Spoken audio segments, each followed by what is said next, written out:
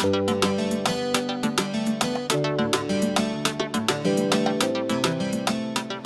do you ensure, I don't know what kind of contract you have, because you look at India, you have first class equipment, Yes.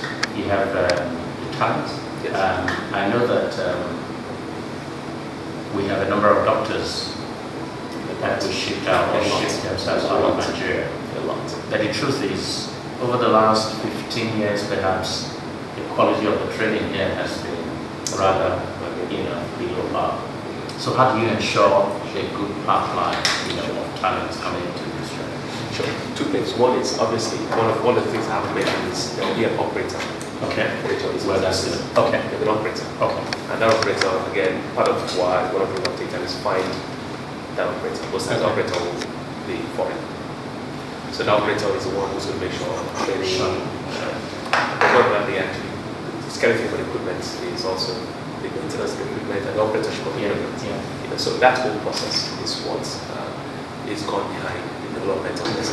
And that's why it's not just, people say, hospital, $10 million, buy the equipment. And it says that nothing happens, right? It says that nothing happens. So you have to develop this as a business, methodically. You have to make sure that the area, the market is there. You have to make sure that the market entry strategy is done properly. Two, you have to make sure that the talent and the people to run it and the infrastructure necessary to make it work. One of the biggest challenges we've seen for equipment in Nigeria has been the cost of equipment. It's very high. There's no mechanism for leasing equipment in a way that makes it easier for people to pay. So it's some of the things we would like to address. But more importantly, for the investments we're making, we will select an operator jointly. And that operator is the one that's going to make sure that the skill set is there. But guess what? I think my cousin is a doctor in California. Her husband is a neurosurgeon in California. And whenever I go to visit them, they tend to host a lot of Nigerian doctors. Many people talk. Hundreds, thousands in some cases. And they were sharing some statistics with me about how many Nigerian doctors are less than the country. I don't want to repeat those numbers because I have to verify them, but they sound like a lot. Here in the US, about 20,000. I hear it's more. I hear it's more. By the way, let me put this in perspective for you. 20,000, I don't think it's that much in terms of impact. I believe it's actually more than that. China graduates 1 million physical scientists every year. I don't know how many doctors they graduate, but they graduate between engineering, and I know because I used to cover semiconductors here. So I used to go to China a lot. I think I was just telling somebody, I just come from Korea, and this will probably be my 40th trip to Korea, right? So I've seen all these companies involved, China, all these places. One of the first things was they invest in education, and they started pumping out physicists, mathematicians, engineers, any kind of engineering, electronics, mechanical, chemical. There's 1 million of them every year that come out and have a hardcore science degree. So the point I'm making is 25,000 is not a lot. I think we have a lot more than that. Honestly, like I said, nobody has verified the data. I need to say that verified data. But someone tells me that between England, United States, South Africa, even France, in some places, but this intervention is important because the market is there. 30,000 Nigerians spend $1 billion a year market on health tourism. To my borrowing, and is it something you are willing to do? It's a very good question. We can borrow, but we have to borrow through by the approval from the Minister of Finance. So one of the key functions the Minister of Finance performs for the wealth, in addition to selecting the management and a few other things. But for us to borrow, we have to have an express permission by the Minister to approve borrowing. Do we intend to borrow? For the fund, no, but each of the vehicles we set up can borrow. Right? So Second Niger Bridge Company will borrow, but we are investing in Second Niger Bridge Company. So we set in a way that does not endanger the viability of the cost of the wealth. Because one of the biggest dangers of sovereign wealth funds is borrowing on its own. So it's a tough one. The Malaysia, if you look at what's happening, one MBA is right. That is always a slippery slope. So we try to avoid that, and that's just one reason why we're very, very careful about that as a strategy. But it will be done through each of the vehicles and in that case, it's a limited liability company. Yeah. We are only on the hook to the tune of our investment. Yeah, only what? We don't want to. On hook to the tune of the investment. We're the hook to the tune of our investment, so we're responsible. The maximum we lose our investment in that, but we don't want to have debts on our heads. No. But you see them as a kind of subsidiaries? Yes, they're subsidiaries, but that's wholly owned subsidiaries. Yeah. Well, it will depend on the level of holding. Yeah. You don't see each of before them. becoming unworthy? No, we don't see it becoming unwieldy. There are two reasons. One is because there are probably maximum four maximum five of those subsidiaries have been created. Yes. There will be other people involved in it. If you look at, go to Temasek, go take the land report and read. And Temasek has more than 30 of these. From what I checked. Even their subsidiary that's invested in gas generation in Zimbabwe, in Namibia, Tanzania, I think. Is that Tanzania? Mozambique. Mozambique.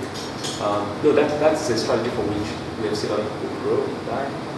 A lot depends on, there are two reasons why you do that. The first thing is that you create a business with its own board and its own management, and you invest. Yeah. And you sit back and say, no, you don't run it yourself. Sure.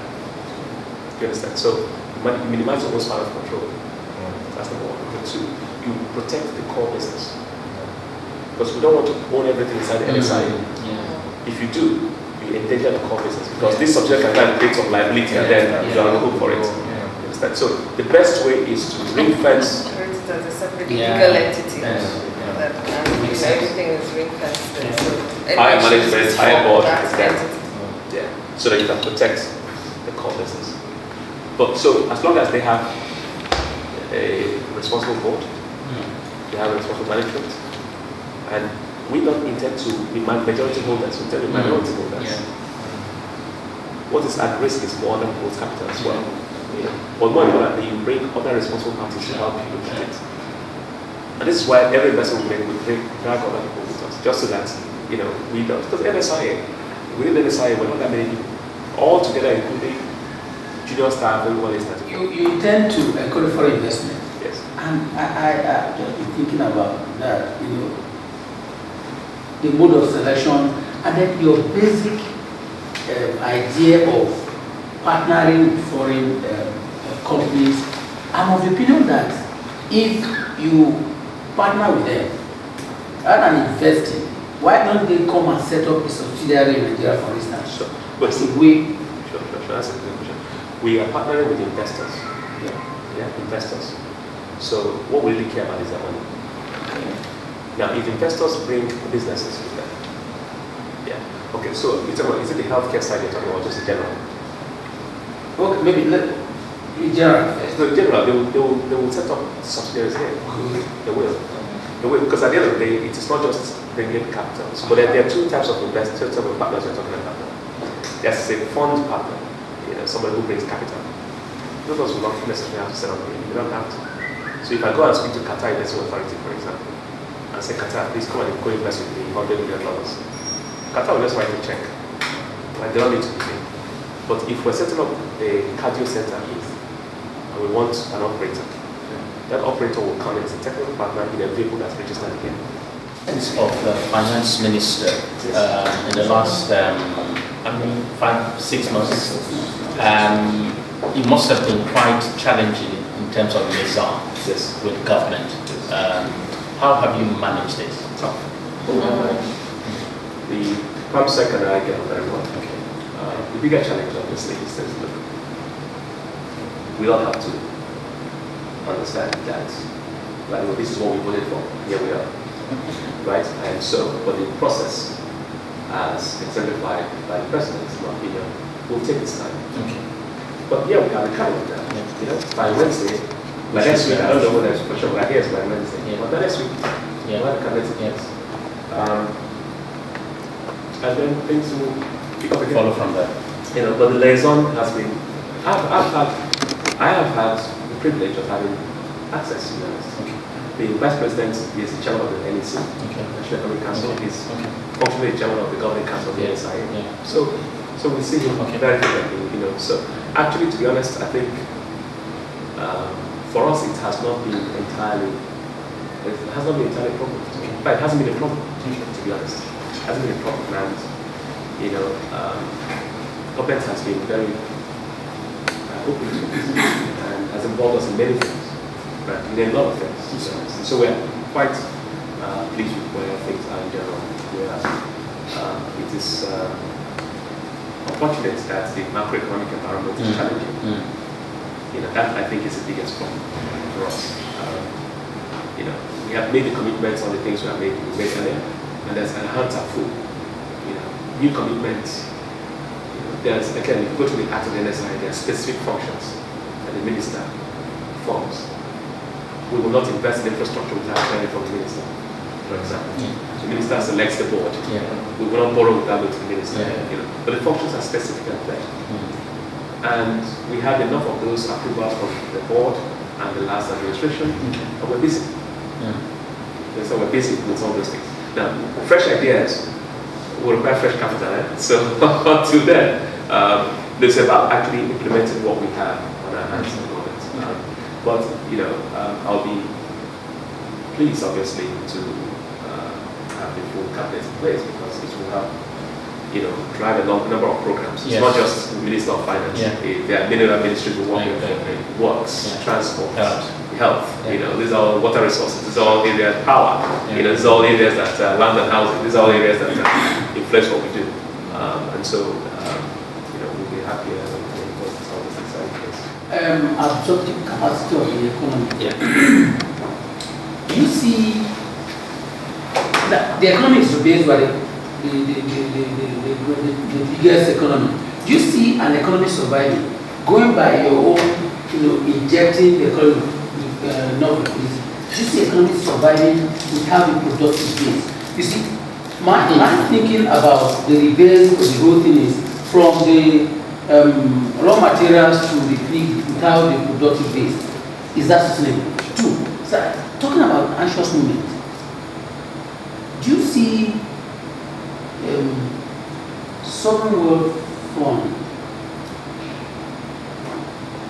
of, in the country, do you see an ideal sovereign wealth fund?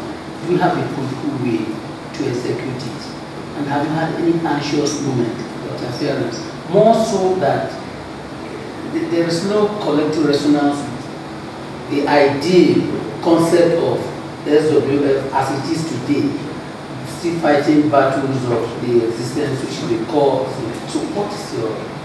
I'll answer the last question first. So we talk about the resonance of someone on and the support and all of that, and then the productive base of the economy. Look, M5 was $1 million, and today he has created a multi-billion dollar pension fund. $0.5 million instead of the bank as an executive team is to stabilize the organization and make it essential to Nigeria. So that 10, 15, 20 years down the line, that's what I think the other like. That's how I look at it. So all this, look, if this was something where from another country, I would have left in the first week. Left in the first week. I told you that there was no money. This was the end of another country. But the reason why we stopped doing this is because this is our country. So we have gone from, oh my God, what is this? To a business that is not profitable. The discussion has changed. I'm looking forward to the discussion saying you made money but you didn't make enough. That's it. And that's the discussion we're about to start. There's no way you will not, nobody can. This world is a market. To survive, we have to be able to sell something and produce. And there's economy that doesn't produce now. Whether it is productive base as in hardcore things we can feel and touch, or services. What does Singapore produce? It's a massive transshipment point for shipping and it's financial services. Britain heralded the modern industrial revolution. But today, Britain has kind of moved on a bit from that. It's financial services, it's real estate. But more importantly, the biggest export of Britain is the rule of law. And I say that without equivocation. It's because Britain has the place that people believe that there's law, there's a, People are bringing their money to and with bad weather. Yeah. People are bringing their money to buy house.